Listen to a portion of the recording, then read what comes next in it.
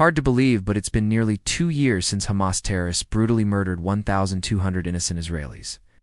It was October 7th, with 48 still being held hostage right now. President Trump warns time is running out to get a deal done.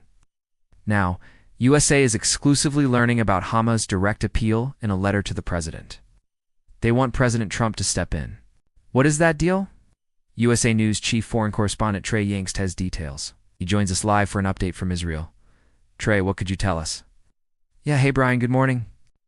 USA News has learned from a senior Trump administration official and second source directly involved in the negotiations that Hamas has drafted a personal letter to President Trump asking him to guarantee a 60-day pause in the fighting in exchange for immediately releasing half of the hostages being held inside Gaza.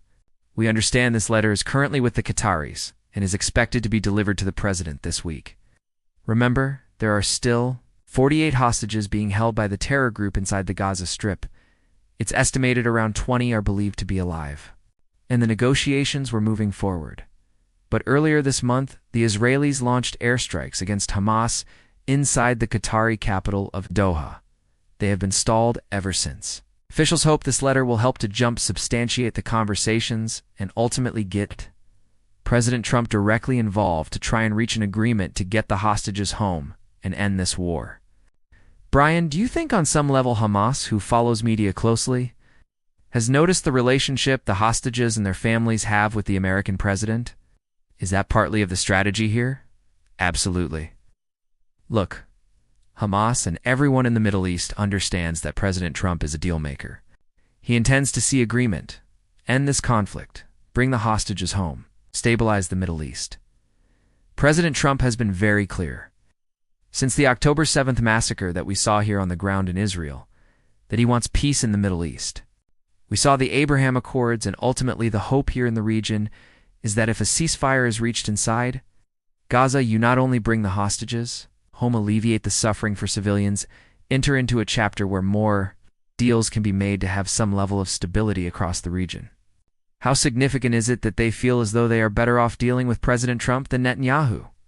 It's significant, and look, the president has been able to bring a lot of wars to a close around the world. He has been able to de-escalate a lot of tension in the region. There are conversations taking place with Syrian leadership right now to reach some sort of normalization agreement with Israel.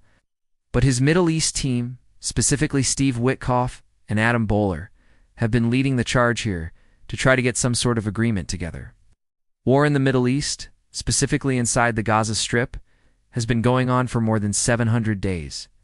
The president has met directly with the families of these hostages that are being held by the terrorist organization inside Gaza, some of them in the tunnels beneath Gaza. He has also talked about the need to bring people together and bring people to the table.